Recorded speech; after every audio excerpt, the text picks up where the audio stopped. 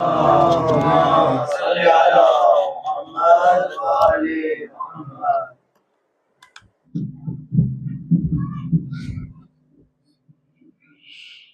فاتحة. بسم الله الحمد لله مالك يوم الدين إياك نعبد وإياك نستعين صراط الذين صل على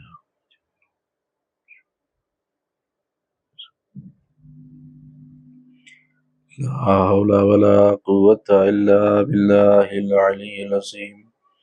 أعوذ بالله من الشيطان اللعين الرجيم. بسم الله الرحمن الرحيم. الحمد لله رب العالمين، والجنة للموحدين والمؤمنين، والنار للعاصين والملحدين والكافرين والمنافقين والمشركين. ثم الصلاة والسلام على أشرف الأنبياء والمرسلين الذي مولده بمكة وهجرته بطيبة، صاحب الوقار والسكينة المدفون بأرض مدينة، أبي القاسم محمد. اللهم صل على محمد وآل محمد. ثم الصلاة والسلام والتحية والإكرام على أهل بيته الطيبين الطاهرين المعصومين المظلومين الغر الميامين، الذين أذهب الله عنهم الرجس وطهرهم تطهيرا. اللهم صل على محمد وآل محمد. ولعنة الله على أعدائهم وقتلتهم وغاصب حقوقهم ومنكر فضائلهم ومصائبهم وشجاعتهم وعطشهم وعظمتهم وجلالتهم أجمعين. أما بعد، فقد قال الله سبحانه تبارك وتعالى في القرآن الكريم وهو أصدق القائلين بقوله الحق والصدق. أعوذ بالله من الشيطان الرجيم. بسم الله الرحمن الرحيم. قل لا أسألكم عليه أجرا إلا المودة في القربى. صلوات. اللهم صل على محمد وآل محمد. حاضرین بزم ازا، محتم داران و پرساداران سید الشہداء، بطفیل چاردہ معصومین علیہ السلام اور خصوصاً بتعید حضرت بطول بنت رسول معصوم عالم جناب فاطمہ زہرا سلام اللہ علیہا. اللہم صلی علی محمد وآل محمد. آج اس خمس اربعین کی پانچویں اور آخری مجلس ہے. مجلس کے آغاز میں اللہ کی بارگاہ میں دعا گو ہوں کہ پروردگارہ ہماری اس عزاداری کو اپنی بارگاہ میں شرف قبولیت عطا فرما. پروردگارہ اس ذکر کو ہمارے لیے ذریعہ نجات بنا دے، اور بصدقہ چہاردہ معصومین علیہ السلام ہمیں جو لوگ پریشان حال ہیں ان کی پریشانیوں، دکھ اور تکلیفوں کو دور فرما. مقروض ہیں ان کا قرضہ خزانہ غیب سے عطا فرما. بے روزگار ہیں انہیں برسر روزگار فرما. ہمارے والدین کو صحت و سلامتی کے ساتھ طویل عمر عطا فرما. ان کے والدین دنیا سے رخصت ہو گئے، اللہ ان کی مغفرت فرما. ان کی قبروں پر اپنی رحمتوں و برکتوں کا نزول فرما. جتنے بھی مومنین یہاں تشریف رکھتے ہیں ان کے تمام مرحومین کے درجات کو جنت بلند فرما. ہم سب کو زیارت کربلا نصیب فرما. آخرت میں چاردہ معصومین کی شفاعت نصیب فرما.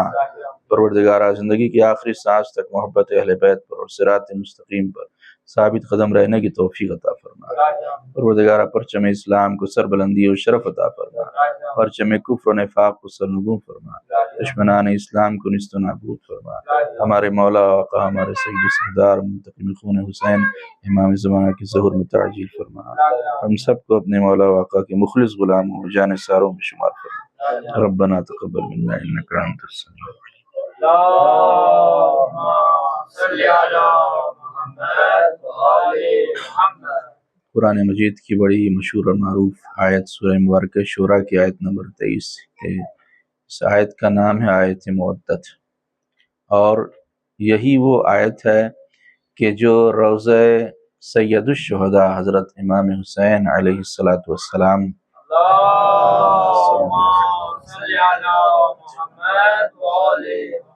پر لکھی ہوئی ہے. گوگل میں اگر آپ دیکھیں تو جب روضہ دیکھیں گے امام کا زری کے اوپر ہی آیت نقش کی ہوئی ہے، قُلْ لَا أَسْأَلُكُمْ عَلَيْهِ أَجْرًا إِلَّا الْمَوَدَّةَ فِي الْقُرْبَى، کہ میں تم سے اجر رسالت کچھ نہیں چاہتا، اور اگر میں اجر رسالت چاہتا ہوں، اگر تمہیں دینا ہی اجر رسالت، تو صرف یہ ہے کہ میرے قرابت داروں سے اور میرے اہل بیت سے مودت اختیار کرو، میرے اہل بیت سے محبت اختیار کرو۔ تو اللہ نے نبی کے اہل بیت سے جو مودت کا حکم دیا ہے، تو آخر اہل بیت یا نبی سے مودت کا حکم اللہ نے کیوں دیا ہے؟ آخر وجہ کیا ہے کہ اللہ نے پیغمبر اسلام کے اہل بیت سے مودت کا حکم دیا ہے؟ تو اس کے پیچھے اگر آپ دیکھیں تو وجہ یہ ہے کہ یہی وہ اہل بیت ہیں، یہ نبی کے اہل بیت وہ ہیں جن کے لیے اللہ قرآن مجید میں آواز دیتا ہے کہ وَمَا تَشَاءُونَ إِلَّا أَن يَشَاءَ اللَّهُ رَبُّ الْعَالَمِينَ، یہ وہ ہیں جو کچھ نہیں چاہتے مگر وہی چاہتے ہیں جو خدا چاہتا ہے۔ یہ دو چیزیں ہیں، ایک ہوتا ہے کہ انسان کچھ کام کرتا ہے، ایک کرنا ہوتا ہے اور ایک چاہنا ہوتا ہے۔ یہاں پر اللہ نے یہ نہیں کہا کہ اہل بیت وہی کرتے ہیں جو اللہ چاہتا ہے، یہ نہیں کہا اللہ نے کہ اہل بیت وہی کرتے ہیں، بلکہ اللہ نے کہا یہ وہی چاہتے ہیں جو خدا چاہتا ہے، یعنی ان کی چاہت بھی خدا کی چاہت سے جدا نہیں ہے۔ یہ جو چاہ لیتے ہیں وہی تقدیر الہی بن جاتی ہے، یہ جو چاہ لیتے ہیں وہی منشاء پروردگار بن جاتا ہے، یہ جو چاہ لیتے ہیں خدا اسی کو انسان کی قسمت میں لکھ دیتا ہے، یہ جو چاہتے ہیں وہ ہو جاتا ہے، یا یہ جو کہہ دیں وہ سچ ہو جاتا ہے۔ انہیں واقعے کی یہ محتاج نہیں ہے، ہم محتاج ہیں کہ اگر کوئی واقعہ ماضی میں ہو اور ہم کہیں کہ ہاں یہ سچ ہے یا جھوٹ، تو اس کے بعد ہم بتا سکتے ہیں کہ یہ واقعہ سچ ہے یا جھوٹ ہے، لیکن یہ مستقبل میں ہونے والے واقعے کے لیے جو کہہ دیں، جیسے کہہ دیں اور جب کہہ دیں وہی تقدیر الہی بن جاتی ہے۔ جو کہہ دیں، جب کہہ دیں، جیسا کہہ دیں ویسا ہی ہو جاتا ہے۔ اگر یہ ماں کی آغوش سے کچھ کہہ دیں تو وہ ہو جاتا ہے، اگر ممبر سے کچھ کہہ دیں تو ہو جاتا ہے، اور اگر نو کے نیزہ کی بلندی سے کچھ کہہ دیں تو وہ سچ ہو جاتا ہے۔ لہٰذا اللہ نے آواز دی کہ یہ کچھ نہیں چاہتے، یہ وہی چاہتے ہیں کہ جو اللہ یہ جیسے جیسے کہتے جاتے ہیں ویسے ویسے ہوتا جاتا ہے۔ آپ دیکھیے کتنی مثالیں تاریخ میں مل جائیں گی کہ اللہ نے کسی کی قسمت میں اولاد نہیں لکھا تھا۔ راہب ہی کو دیکھ لیجئے کہ قسمت میں اولاد نہیں تھی، ایک مرتبہ راہب آیا ہمارے نبی کی خدمت میں، اور آنے کے بعد کہا کہ یا رسول اللہ میں بے اولاد ہوں اور چاہتا ہوں کہ مجھے اولاد ہو جائے۔ تو پیغمبر اسلام نے لوح محفوظ کی طرف دیکھا، وہ لوح محفوظ جس میں قیامت تک ہونے والے سارے واقعات درج ہیں۔ پیغمبر اسلام نے دیکھا لوح محفوظ کی طرف تو کہا کہ تمہاری قسمت میں اولاد نہیں۔ اب جیسے ہی کہا قسمت میں اولاد نہیں ہے، وہ مایوس ہو گیا، اور مایوس ہو کر بارگاہ رسالت سے واپس جانے لگا کہ پیغمبر کی آغوش میں آپ کے چھوٹے نواسے سید الشہداء بیٹھے تھے، امام حسین بیٹھے تھے۔ امام حسین نے جیسے ہی دیکھا کہ میرے نانا کی بارگاہ سے مایوس ہو کر جا رہا ہے، تو امام حسین نے کہا نانا میں نے اسے ایک بیٹا دیا، ایک اولاد دی۔ پیغمبر اسلام کہہ رہے ہیں حسین اس کی قسمت میں اولاد نہیں ہے، امام حسین نے کہا نانا میں نے 2 بیٹے دیے۔ پیغمبر کہہ رہے ہیں حسین اس کی قسمت میں اولاد نہیں، امام حسین نے کہا میں نے 3 دیا، میں نے 4 دیا، میں نے 5 دیا، میں نے 6 دیا، میں نے 7 بیٹے دیے۔ یہاں تک کہ روایت میں ہے کہ اگر امام حسین قیامت تک کہتے رہتے تو اللہ قیامت تک بیٹے دیتے رہے۔ محمد وآل محمد صلوات اللہم صلی علی محمد وآل محمد۔ ادھر حسین کہہ رہے ہیں کہ میں نے اسے 1 بیٹا دیا، 2 بیٹا دیا۔ اب جو پیغمبر اسلام نے لوح محفوظ پر دیکھا کہ ادھر حسین کے دہن سے جملہ نکل رہا ہے، ادھر لوح محفوظ پر نقش ہوتا جا رہا ہے۔ یہ کہہ رہے ہیں اور وہاں ہوتا جا رہا ہے۔ اب لوگ یہاں پر اعتراض کرتے ہیں، واقعہ تو اپنا ہزاروں مرتبہ سنا ہوگا، لیکن لوگ یہاں پر اعتراض یہ کرتے ہیں کہ یہاں پر رسالت اور امامت میں ٹکراؤ دیکھنے کو ملا کہ رسول کہہ رہے ہیں اولاد نہیں ہے، حسین کہہ رہے ہیں اولاد ہے، تو ایسا ہرگز نہیں ہے. رسالت اور امامت میں کبھی بھی ٹکراؤ نہیں ملے گا آپ کو. پیغمبر اسلام نے کیا کہا؟ پیغمبر اسلام نے کہا اس کی قسمت میں اولاد نہیں ہے. تو کیا امام حسین نے یہ کہا کہ اس کی قسمت میں اولاد ہے؟ امام حسین نے یہ نہیں کہا، بلکہ امام نے کہا کہ اگر قسمت میں نہیں ہے تو حسین دے سکتا ہے.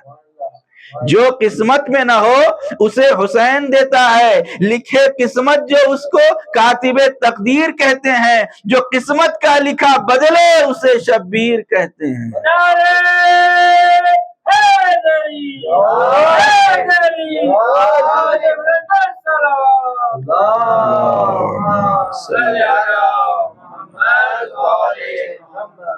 جو قسمت کو بدلنے والا ہے وہ حسین ہے، جو قسمتوں کے بدلنے والے ہیں. لہذا کہا میں نے 7 بیٹے دیے، راہب کو 7 بیٹے در حسین سے ملے. اب یہاں پر آپ بتائیے کہ راہب کون ہوتا ہے؟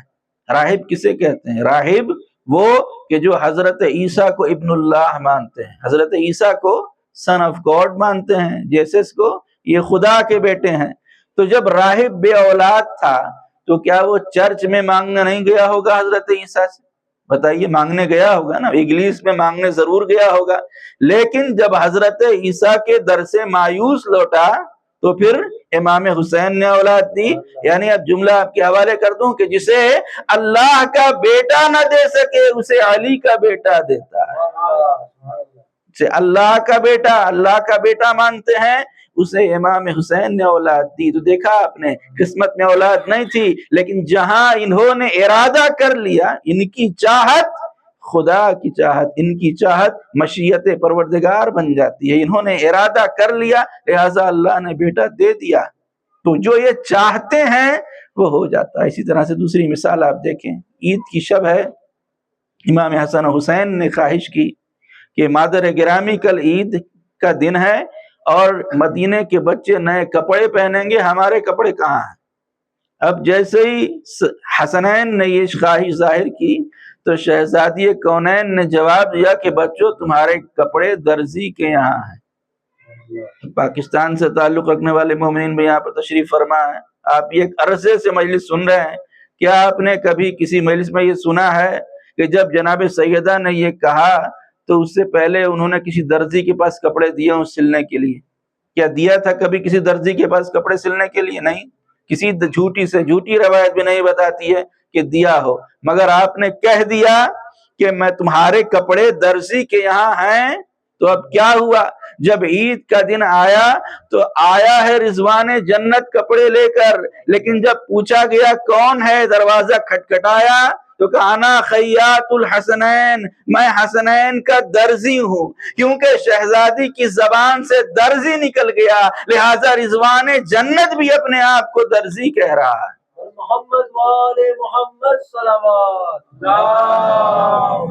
صلی علی محمد وآل محمد. کیونکہ ان کے دہن سے نکل گیا کہ درزی، تو اب لے کر جو آئے وہ درزی ہی بن کر آئے گا. اب یہاں پر بتائیے کہ کبھی آپ نے سنا ہے، کسی کتاب میں پڑھا ہے کہ شہزادی کونین نے یہ کہا تو کہ کل درزی کپڑے لے کر آئے گا؟ لیکن انہوں نے، کیونکہ مستجاب الدعوات تھی شہزادی مولا کائنات رسول خدا، لیکن کیا شہزادی نے مصلی بچھا کر دعا کی کہ اللہ کل درزی کو بھیج دے کپڑے لے کر؟ کیا مولا علی نے دعا کی کہ پروردگار کل درزی کو بھیج دے، کل کپڑے بھیج دے عید کے؟ رسول خدا نے دعا کی؟ نہیں، دعا نہیں کی، لیکن زبان سے صرف کہا، صرف کہہ دیا اور وہ ہو گیا. تو جو یہ کہہ دیتے ہیں وہ تقدیر الہی بن جاتی ہے. لہٰذا جیسے ہی کہا کہ کپڑے درزی لائے گا تو رضوان جنت آیا اور آ کر کہہ رہا ہے میں حسنین کا درزی ہوں. آئیے رضوان جنت سے سوال کریں کہ رضوان جنت تم تو جنت کے گاردین ہو، تم جنت کے واچ مین ہو، لیکن یہاں پر آ کر در سیدہ پر جھوٹ بول رہے ہو، کہہ رہے ہو درزی ہو. تم کو نہ کپڑا سینا آتا ہے نہ کپڑا بنانا آتا ہے، لیکن کہہ رہے ہو درزی. آخر وجہ کیا ہے؟ تو عجب نے رضوان جنت آواز دے کہ یہ در سیدہ ہے، یہاں غرور اور گھمنڈ کر کے نہ آنا، یہاں آنا تو چھوٹے بن کے آنا، یہاں آنا تو سر جھکا کے آنا. جو سر در سیدہ پر سر جھکا کے آتا ہے یہ اسے بلندی عطا کر دیتے ہیں. لہذا در سیدہ پہ آنا تو چھوٹا بن کر آنا. لہذا کپڑے آ گئے. جب کپڑے آئے تو شہزادوں نے دیکھا، حسنین نے دیکھا تو دونوں کپڑے سفید تھے، جنت سے آنے والے، لہٰذا خواہش کرتے ہیں امام حسن حسین کہ سفید کپڑے ہمیں نہیں چاہیے بلکہ رنگین کپڑے چاہیے۔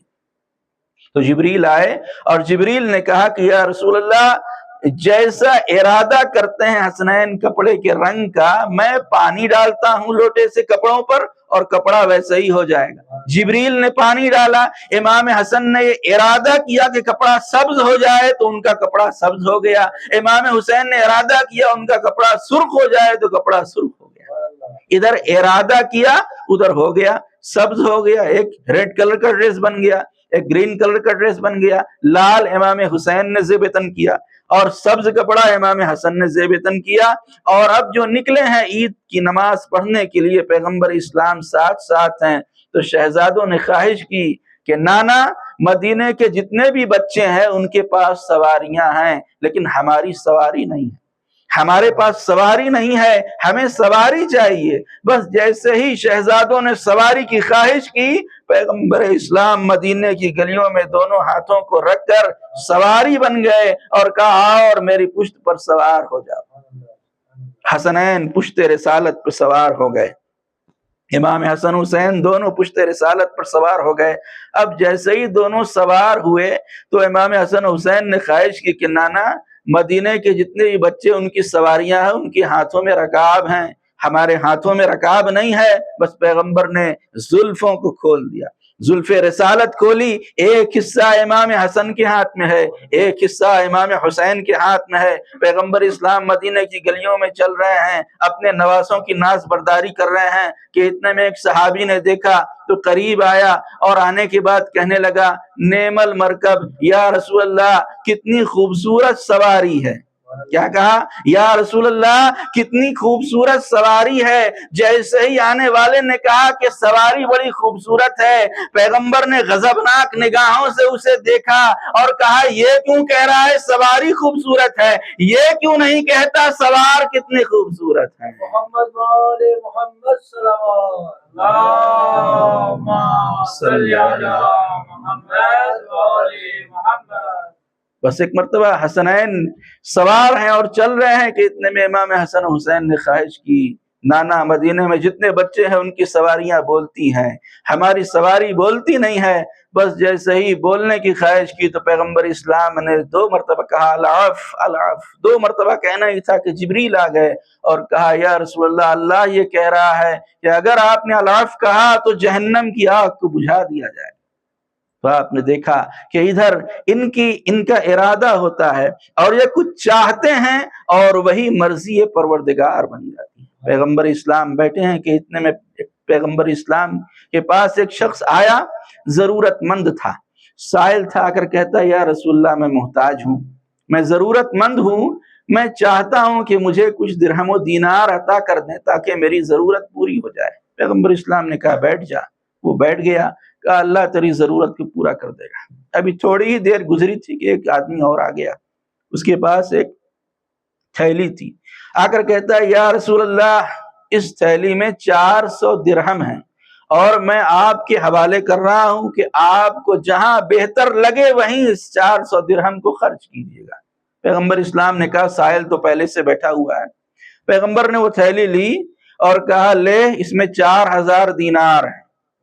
اب جیسے ہی 4000 دینار کہا تو آنے والا ہکا بکا رہ گیا، وہ کہنے لگا، یا رسول اللہ، میں کہہ رہا ہوں اس میں 400 درہم ہیں، میں درہم لے کر آیا ہوں، اس میں دینار نہیں ہے، آپ کہہ رہے دینار ہے۔ پیغمبر اسلام نے کہا، کھول کے دیکھ لے۔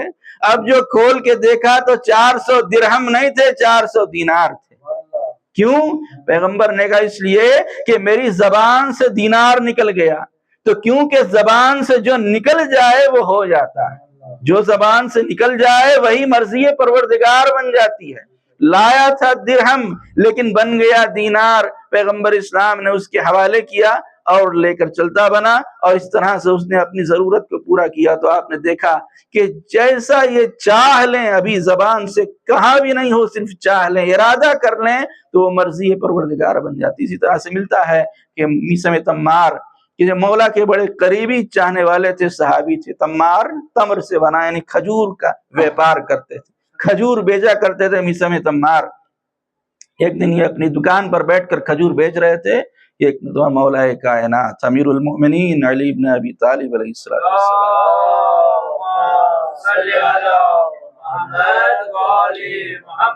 تشریف لائے. بس میثم نے مولا کو دیکھا تو مولا سے سلام کیا، مولا نے جواب سلام دیا.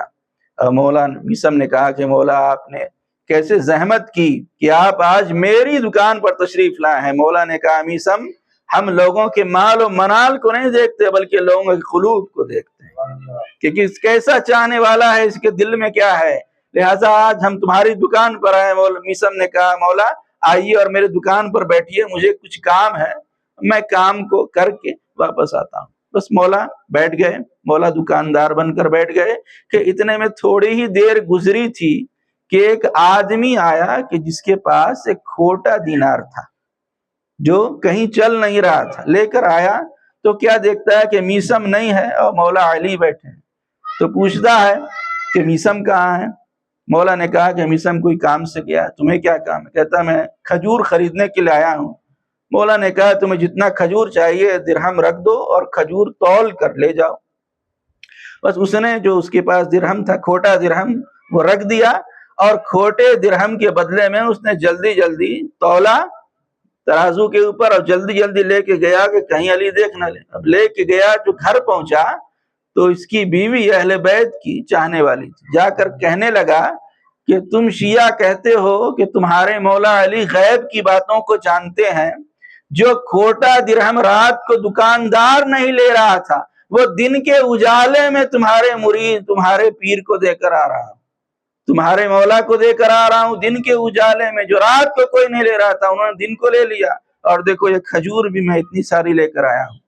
تو اس مومنہ نے جیسے ہی سنا تو کہا کھا کر دیکھ لے کھجور کیسے ہیں.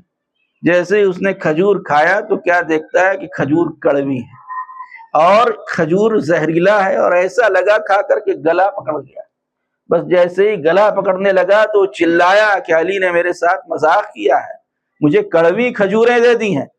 بس یہ سن کر یہ کہہ کر وہ لے کر چلا کہ میں جاتا ہوں اور جا کر واپس کر دیتا ہوں اور اپنا کھوٹا درہم لے کر میں کہیں اور چلا لوں گا، کسی اور کو بیوقوف بنا لوں گا. بس لے کر چلا. اب جو مولا نے ادھر میثم آئے اور میثم جب واپس آئے ہیں تو میثم نے مولا سے کہا کہ مولا کوئی آیا تھا کسٹمر. مولا نے کہا ہاں ایک آدمی آیا تھا، وہ درہم رکھ کے اور کچھ کھجوروں کو لے گیا. میثم نے جب دیکھا تو کہا مولا یہ تو درہم کھوٹا ہے، یہ درہم تو چلے گا نہیں. مولا اگر 2-4 کسٹمر ایسے آ گئے تو میرا تو صفایا ہو جائے گا. مولا نے کہا بس اتنے میں مولا نے دیکھا کہ وہ جو لے کر گیا تھا وہ درہم لے کر آ رہا ہے اور کھجوریں لے کر آ رہا ہے. مولا نے کہا دیکھو میثم ملزم بغیر ہتھ کڑی کے آ رہا ہے. اس قریب آیا اور آ کر کہتا ہے کہ میثم یہ کھجوریں میں لے گیا تھا، یہ کھجوریں کڑوی ہے، یہ کھجوریں کڑوی ہے، بس کھجوروں کو لے لو اور میرا درہم دے دو. تو میثم نے سنا تو کہا کہ اگر تمہاری کھجور کڑوی ہیں تو تمہارا دینار بھی تو کھوٹا ہے، تمہارا دینار کھوٹا ہے. تو حقیقت میں یہ جو کھجوریں تھی یہ کھجور میٹھی تھی، لیکن مولا نے ارادہ کر لیا کہ اگر وہ درہم کھوٹا دے کر گیا ہے تو کھجور کڑوی نکلے گی. لہذا جیسے ہی ارادہ کیا وہ کھجور کڑوی ہو گئی. اب یہ کھجوروں کو رکھ کر جب واپس گیا تو میثم نے کہا کہ مولا یہ کھجوریں کڑوی ہیں. مولا نے کہا کہ کھجوریں میٹھی ہیں. بس جیسے ہی میٹھی کہا وہ کھجور میٹھی ہو گئی. تو دیکھا آپ نے کہ جیسے کڑوی کہا وہ کڑوی ہو گئی، جیسے میٹھی کہا وہ میٹھی ہو گئی. تو کھجور پہلے سے میٹھی تھی، لیکن جیسے ہی مولا کی زبان پر جو لفظ آ گیا وہ تقدیر الہی بن گئی. تو یہ وہ ہیں. تو لہٰذا اسی وجہ سے یہی وجہ ہے کہ اللہ نے ان کی مودت کو واجب کیا ہے کہ ان کی جو مرضی ہوتی ہے وہی تو مرضی پروردگار ہے. اسی لیے تو شاعر کو کہنا پڑا کہ اگر اجر رسالت سے الگ منزل بنائے گا، اگر اجر رسالت سے الگ منزل بنائے گا، نمازیں کام آئیں گی نہ روزہ کام آئے گا. اگر اجر رسالت سے الگ منزل بنائے گا، نمازیں کام آئیں گی نہ روزہ کام آئے گا. بلندی سے یہ سرور نے کہا وہ طالب بیعت میرا 6 ماہ کا بچہ تجھے نیچا دکھائے گا، اور یزید شام اتنا جان لے 10ویں محرم کو تیری طاقت کا سورج کربلا میں ڈوب جائے گا.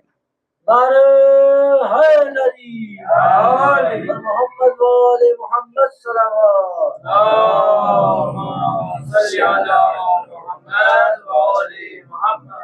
جو یہ ارادہ کر لیتے ہیں وہ ہو جاتا ہے۔ تو سب کے دل میں یہ سوال پیدا ہوتا ہے کہ پھر کربلا میں کیوں مولا نے یہ ارادہ نہ کیا کہ پانی ان کے پاس آ جائے؟ اگر ارادہ کر لیتے تو کیا پانی نہیں آ جاتا؟ پانی آ جاتا، پانی قدموں میں آ جاتا، خود شمر کے خنجر سے پانی نکلتا، لیکن کیوں کہ کربلا میں منزل امتحان میں تھے، کیونکہ منزل امتحان میں تھے، لہٰذا وہاں مولا نے کوئی معجزہ نہیں دکھایا، بلکہ ہر ایک تکلیف کے سامنے مولا نے، کیونکہ اللہ امتحان لے رہا تھا، اللہ نے ہر ایک کا امتحان لیا۔ کربلا میں سید الشہداء کا امتحان تھا، بھوک اور پیاس کا امتحان تھا، اور مولا نے ہر ایک امتحان کو سر کیا، ہر ایک امتحان کو مولا نے دیا ہے۔ اور یہی وجہ ہے کہ کیونکہ کربلا کے میدان میں سید الشہداء تنہا رہ گئے تھے، آواز دیتی حل من ناصر ینصرنا، حل من مغیث یغیثنا، کوئی ہے جو میری مدد کے لیے آئے؟ تو کیونکہ عاشور کے دن حسین تنہا رہ گئے تھے، لہٰذا یہ اللہ کا انعام ہے کہ اب ان کے روضے پر کبھی تنہائی نہ ہوگی۔ اب فرشتے زیارت کے لیے آ رہے ہیں، روایت میں ملتا ہے کہ 4000 فرشتے تو ہر وقت زیارت امام حسین کے لیے موجود ہوتے ہیں۔ عزاداران مظلوم کربلا آج روز 40 ہے، آج آقا کا چہلم ہے، پوری کائنات سے چاہنے والے جمع ہیں مولا کو زیارت، مولا کو سلام کرنے کے لیے، مولا کی زیارت کرنے کے لیے آج پوری کائنات سے مومنین جمع ہیں، عزادار جمع ہیں۔ یہی وہ تاریخ تھی کہ جب قید شام سے قافلہ اہل بیت چھوٹا تھا، تو 20 صفر کی ہی وہ تاریخ تھی کہ جب وارد کربلا ہوا۔ 3 دنوں تک شام میں ماتم ہوتا رہا، اور ایک مرتبہ جب قافلہ آمادہ ہوا کہ اب یہاں سے کربلا جائے اور کربلا سے مدینہ جائے، جب چاہا بیویوں نے کہ ہماریوں پہ سوار ہوں، تو کیا دیکھا کہ ہماریوں کے اوپر ریشمی کپڑے لگے ہوئے ہیں۔ جب ثانیہ زہرا کی نظر پڑی تو کہا ان ریشمی پردوں کو ہٹا دیا جائے اور سیاہ پردے لگا دیا جائے، تاکہ دیکھنے والوں کو پتہ چل جائے کہ یہ 72 کے سوگواروں کا قافلہ۔ بس پردے بدلے گئے، سیاہ پردے لگائے گئے، بشیر بن جزلم کی سربراہی میں ہاتھ میں سیاہ علم لے کر بشیر چلا ہے۔ بس ایک مرتبہ جب یہ قافلہ چلا ہے شام سے، تو راستے میں قید خانہ شام آیا۔ جیسے ہی شام کا قید خانہ آیا، ثانیہ زہرا قید خانہ شام میں گئیں اور قبر سکینہ پر اپنے ہاتھوں کو رکھ کر آواز دی، بیٹی سکینہ تم پوچھتی تھی پھوپھی اماں ہم وطن کب جائیں گے؟ اے سکینہ چلو ہمیں رہائی مل گئی، سکینہ چلو ہم وطن جا رہے ہیں۔ اے سکینہ جب میں کربلا جاؤں گی تو میں تمہارے بابا کو کیا جواب دوں گی؟ اے سکینہ جب صغرا پوچھے گی میری بہن سکینہ کہاں ہے، میں صغرا کو کیا جواب دوں گی؟ بس ایک مرتبہ ثانیہ زہرا قبر سکینہ سے ودا ہو کر اب جو یہ قافلہ چلا ہے، 20 صفر کی تاریخ تھی کہ کربلا میں وارد ہوا، سب سے پہلے زائر قبر امام حسین جابر ابن عبداللہ انصاری ہیں، جو قبر حسین پر آ کر لپٹے ہوئے نوحہ و بکا کر رہے ہیں کہ اتنے میں جابر کے غلام نے دیکھا، کیونکہ جابر نابینا تھے، غلام نے کہا آقا گرد و غبار اڑ رہی ہے، لگتا ہے کہ کوئی قافلہ ہے کہ جو کربلا کی طرف آ رہا ہے۔ اتنے میں بشیر سیاہ علم ہاتھ میں لے کر آئے اور کہا جابر آپ یہاں سے ہٹ جائیے، اہل حرم کا قافلہ آ گیا۔ جابر نے کہا کیا شہزادی زینب آ رہی ہے؟ ہاں۔ جابر ایک کنارے جھاڑیوں میں چھپ گئے۔ سب سے پہلے ثانیہ زہرا کا اونٹ کربلا میں وارد ہوا، قبر حسینی پر آئی، اونٹ کی بلندی سے خود کو بھائی کی قبر پہ زینب نے گرا دیا۔ آواز دی ہے بھیا اٹھو، آج بہن تمہارا چہلم کرنے آئی ہے۔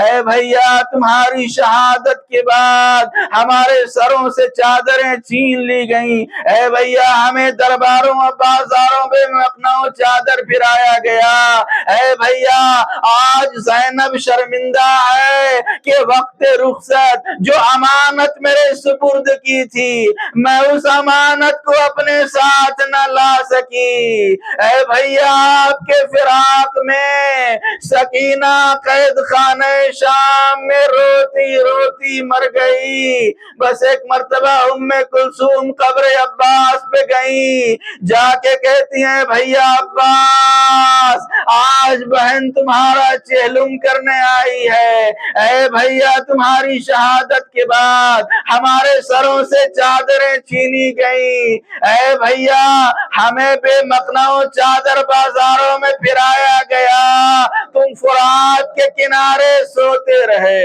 بس ایک مرتبہ ام فروہ قبر قاسم پہ آئی، آ کر کہتی ہیں بیٹا قاسم اٹھو، یہ ماں تمہارا چہلم کرنے آئی ہے۔ بس ایک مرتبہ ام لیلہ قبر علی اکبر پر گئی، جا کر کہتی ہیں بیٹا علی اکبر آج تمہارا چہلم ہے، لیکن اس ماں کے پاس کچھ نہیں ہے، یہ آنسوؤں کے پھولوں کی چادر ہے کہ جو ماں تمہاری قبر پہ چڑھا رہی ہے۔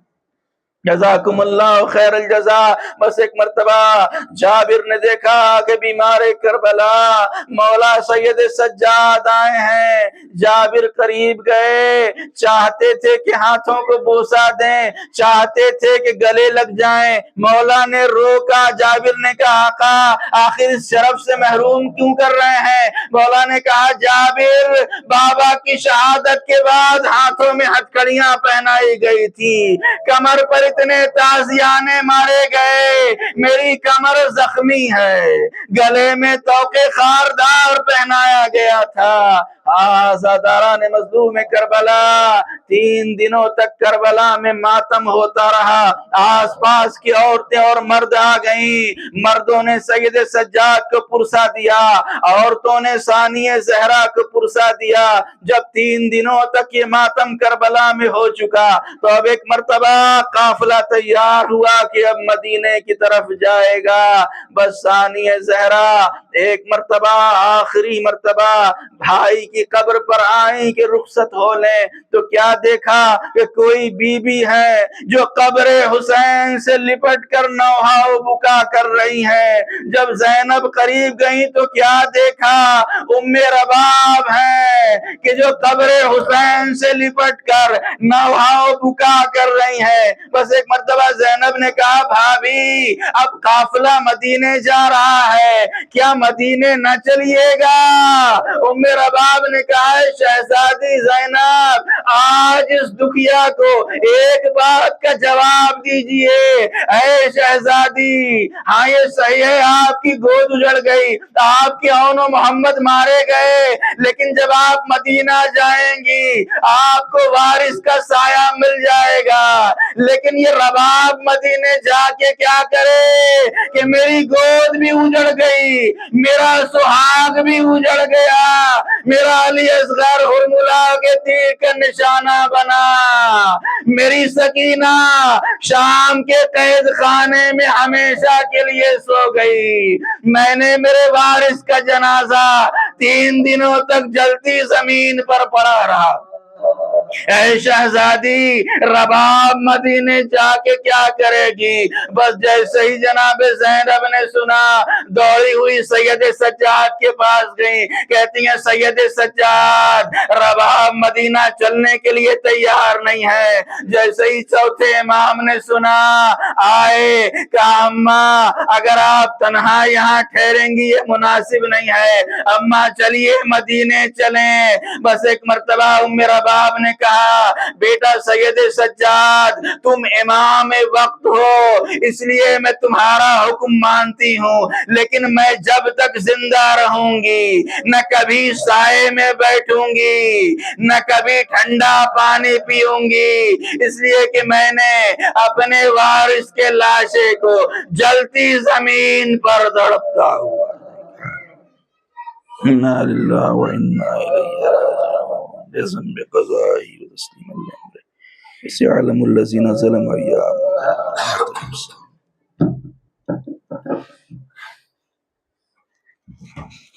یا حسین یا حسین یا حسین یا حسین یا حسین یا حسین یا حسین